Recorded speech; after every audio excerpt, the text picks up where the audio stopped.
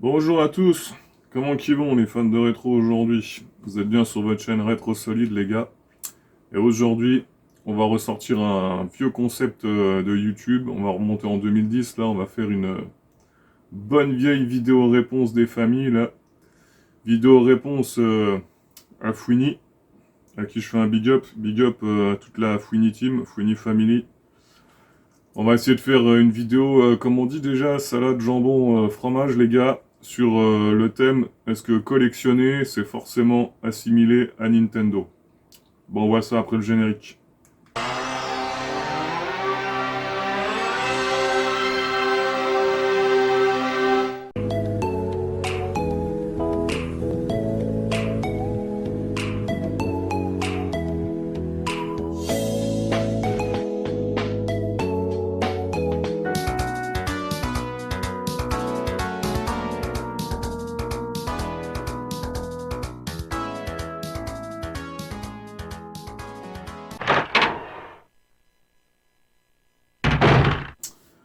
Bon alors, est-ce que collectionner, c'est forcément collectionner du Nintendo? Bah j'ai envie de te dire oui et non. Bon bah voilà, c'est la fin de la vidéo. Allez, ciao. Ah sérieux, sans déconner. Sans déconner, il y a forcément du oui, mais il y aura forcément un peu de non, parce que tu auras toujours l'exception d'une personne qui n'a pas forcément d'affect avec Nintendo pour X ou Y raison, et qui va dire, moi par exemple, je collectionne que du Xbox parce que Xbox, je kiffe. Voilà. Mais en vrai de vrai, on va pas se mentir, tous les gens qui sont dans notre tranche d'âge, même plus vieux que moi ou même un peu plus jeunes, ceux qui ont grandi dans les années 80-90, nous on collectionne de prime abord par la fait nostalgique. Et forcément, nos générations, quand on a commencé à découvrir le JV, il y avait pas 50 solutions. C'était soit tu jouais sur du Nintendo ou t'avais du Sega. Mais la grande majeure partie des gens, je pense, ils ont commencé sur du Nintendo.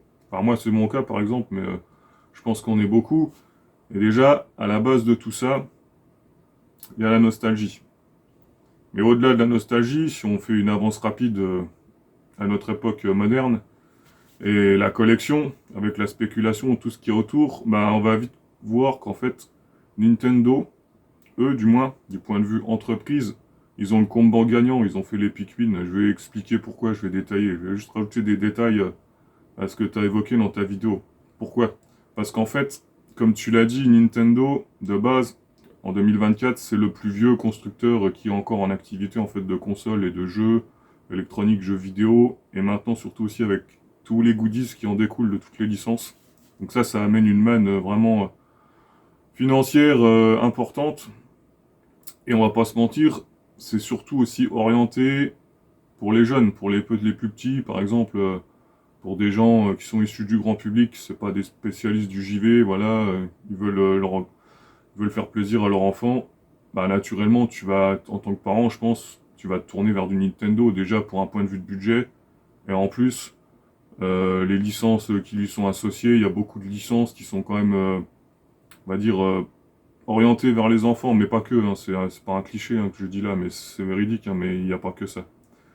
Mais, avant toute chose, il faut remonter l'histoire. Et en fait, Nintendo, pour moi, il y a deux Nintendo en fait dans toute leur histoire en fait. Il y a le Nintendo que nous on a connu, qui à l'époque le JV c'était pas si à la mode que ça, maintenant aujourd'hui se démocratiser, c'était plus c'était, on va dire, un public un peu, tu sais, genre, t'avais les clichés à l'époque, ouais, c'est les gros geeks, tu sais, qui sortent pas de chez eux, qui jouent à la console, machin. Enfin, je pense que vous avez dû connaître ça, vous, à l'époque, si vous êtes des générations là.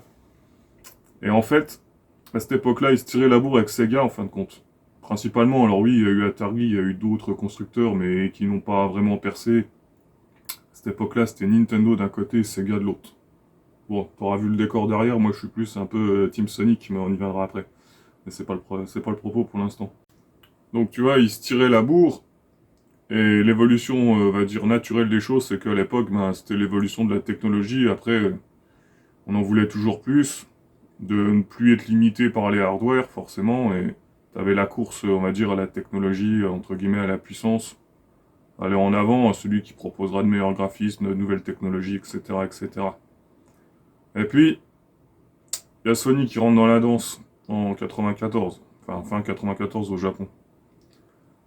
Et eux, ils arrivent, ils mettent un grand coup de pied dans la fourmilière, hein, on va pas refaire l'historique, mais bon, la Play, ils arrivent, ils cassent tout. Ils enterrent Sega. Déjà, Sega, c'est sabordé, mais eux, ils arrivent, ils ont bien achevé comme il faut. Et Nintendo, ils se retrouvent confrontés à eux, et en fin de compte, ils arrivent sur la génération des 32 bits déjà en retard avec la 64. La 64 fait un demi-flop. Alors, c'est surtout dû au support de la console, hein, puisqu'à l'époque, on passe sur support optique, hein, sur disque. Mais Nintendo choisit de rester sur cartouche, hein, donc déjà ils se sont entre guillemets isolés.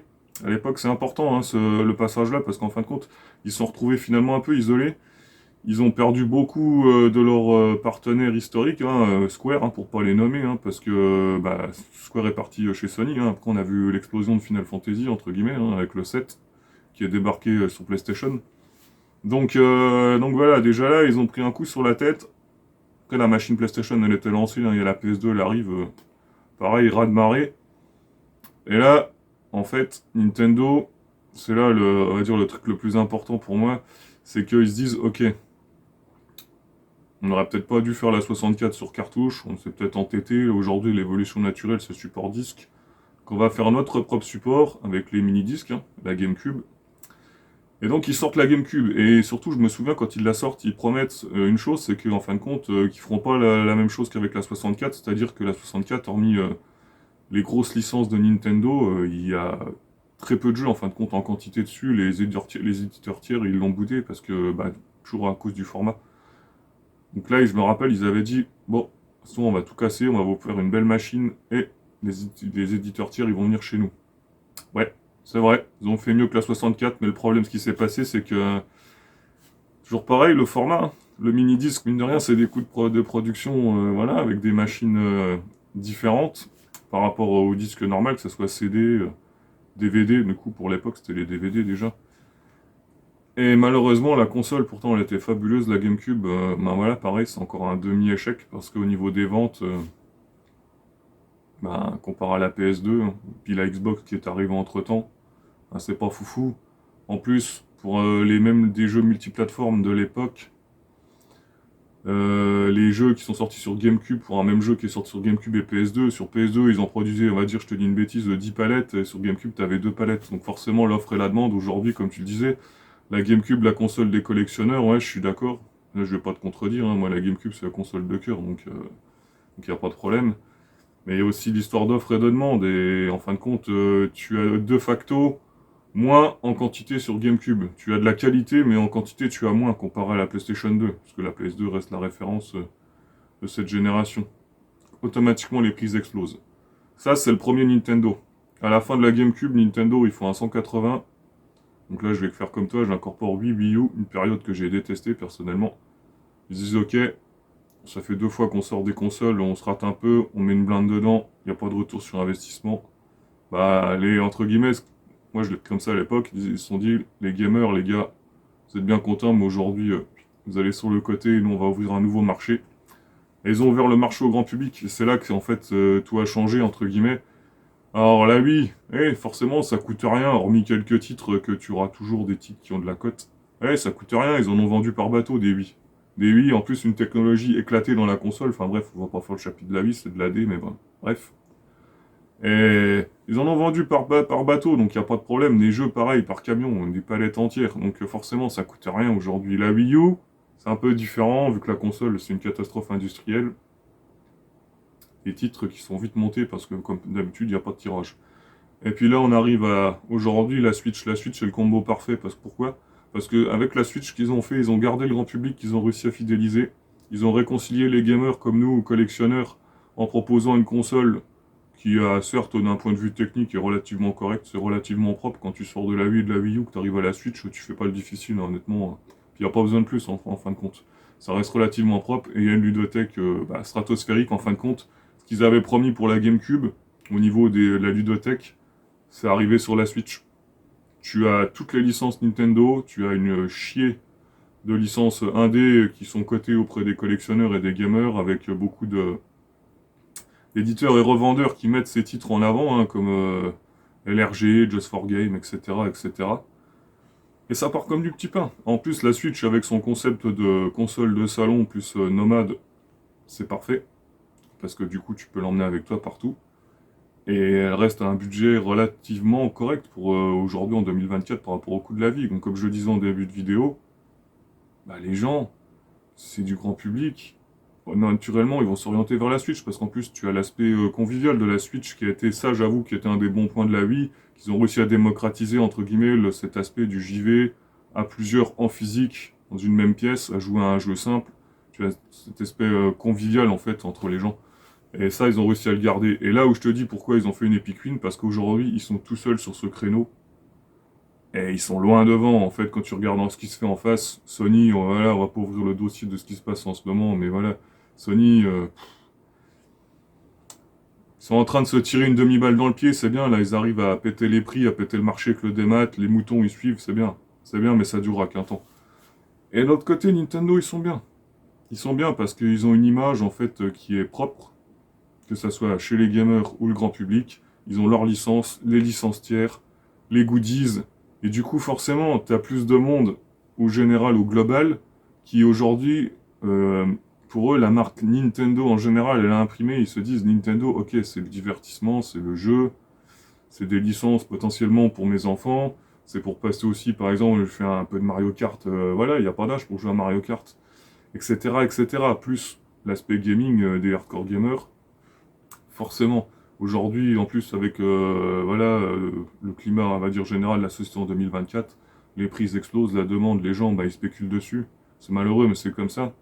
Et forcément, tu arrives à des hausses des prix et inconsciemment, tu te dis, ben voilà, Nintendo, dès que j'ai un truc Nintendo dans les mains, oh là là, ça vaut de l'argent, il faut peut-être que je le garde ou que j'attende que sa valeur, elle monte, et puis je le remandrai plus tard. Voilà, ça, tu peux pas y couper, en fait. Comparativement, par exemple, à du Sony, quand je reviens à la génération de la GameCube, la PS2, comme je dis, ils ont vendu des bateaux aujourd'hui. Bien sûr que tu peux commencer une collection PlayStation 2 en 2024, tu peux, il n'y a pas de souci. Et tu peux le faire pour, on va dire, des prix relativement corrects, parce qu'il y a une ludothèque en termes de quantité, mais qui est hallucinante. Tu as plus de 1100 titres de mémoire, quelque chose comme ça. Enfin, c'est fou. Alors, oui, il y a une quantité de bouse astronomique, on est d'accord, mais il y a de très bons jeux. Après, il y en a certains, les prix sont envolés, mais ça, c'est comme dans tout, hein, peu importe le support. Mais tu peux, donc forcément, j'ai envie de te dire, quand je te disais oui et non au début de la vidéo, collectionner, c'est forcément Nintendo, oui, parce que tu as une partie... Ils sont partout, Nintendo. Tu as une partie nostalgie, temporelle, vu que ça fait très longtemps qu'ils sont là. Donc inconsciemment, oui, collectionner, tu penses forcément à Nintendo. Mais ça n'empêche que tu peux commencer, comme je te dis, une collection sur de la PS2, par exemple. Aujourd'hui, c'est relativement abordable, hein. Après, il y a d'autres supports qui sont, on va dire, plus des supports de niche. Et voilà. Et d'ailleurs, pour finir avec Nintendo, j'ai même pas évoqué le marché des consoles portables, parce qu'en fait, pour ma part, personnellement, je l'ai toujours vu comme ça, le marché des consoles portables, il n'y a pas de marché en fait. Nintendo, quand ils ont tué le truc d'entrée, déjà rien qu'avec la Game Boy à l'époque, ils- tout le monde avait la Game Boy. Moi, j'ai eu une Game Boy, enfin, tous les gens que je connaissais, tout le monde avait une Game Boy. Il y a eu tellement de déclinaisons de la console, tellement de jeux dessus, tu l'as dit toi-même, les prix sont stratosphériques parce que on est tous nostalgiques de la Game Boy. Et pour moi, ils l'ont tué d'entrée. La Game Gear, voilà, la Game Gear à l'époque, elle est sortie, elle a pas fait un pli. Je mentionne même pas la PSP, la PS Vita. Pour moi, ils sont même pas dans le fight en fait, comparativement à toutes les versions de DS. En fait, le marché portable, c'est Nintendo, point barre. Et même ça, il est verrouillé. Donc du coup, comme je disais précédemment, ils sont absolument partout. Donc voilà, tu auras forcément quand même, quantitativement parlant, plus de chances quand tu commences à collectionner inconsciemment à collectionner du Nintendo parce que bah, trouves partout, entre guillemets. Donc voilà. Et je vais rebondir, moi, sur mon cas personnel. Alors, est-ce que collectionner, c'est forcément du Nintendo? Moi, pour ma part, je vais te dire non. C'est un petit non, dans le sens où je suis un gros nostalgique de Sega. Vous pouvez le voir en arrière-plan. Et donc, pour ma part, quand j'achète du rétro, là, surtout sur cette année 2024, je prends une échelle, on va dire, représentative. On va dire sur une échelle de 10 achats de rétro que je vais effectuer, t'en as minimum 7 sur 10 pour ma part, en tout cas, moi, ce sera du Sega. Mais, Là où je te donne raison, c'est que les 3 sur 10 qui vont rester, 3 ou 2 sur 10, ça dépend, voilà, des mois ou... Enfin, voilà. Inconsciemment, je vais tout de suite regarder du Nintendo. Je réfléchis même pas, je vais partir sur Nintendo. Pourtant, j'aime beaucoup Sony, hein, pas le Sony actuel, hein, mais l'ancien Sony. J'adore la PlayStation. La PlayStation, c'est la première PlayStation. Pour moi, c'est une grosse console de cœur. Bon, j'ai pas mal de titres dessus, mais voilà, inconsciemment, tu vois, quand j'achète pas du Sega, direct mon cerveau Nintendo. Là, j'ai la lumière, elle s'allume là. Et voilà, donc comme je l'ai dit au début de la vidéo, collectionner, est-ce que c'est forcément du Nintendo? Oui et non. Bon voilà les gars, je pense que j'ai assez parlé là, il y en a, j'ai dû les perdre en route, ils ont dû s'endormir. Bah n'hésitez pas à me dire dans les commentaires hein, ce que vous pensez, est-ce que vous avez le même point de vue que moi, vous avez forcément un point de vue différent. J'ai essayé de compléter ta vidéo originale l'ami, et puis d'y apporter un peu ma sauce, j'espère que je me suis pas trop éparpillé, hein. C'était la première fois que je faisais on va dire ce concept, donc n'hésitez pas à me le dire dans les commentaires, hein, à venir me dire ce que vous en pensez. Et moi les gars, bah, je vous dis à bientôt, très vite même, on va se retrouver très vite, il y a pas mal de contenu qui arrive sur la chaîne. C'était Rétro Solide, ciao ciao. What's going on? Snake?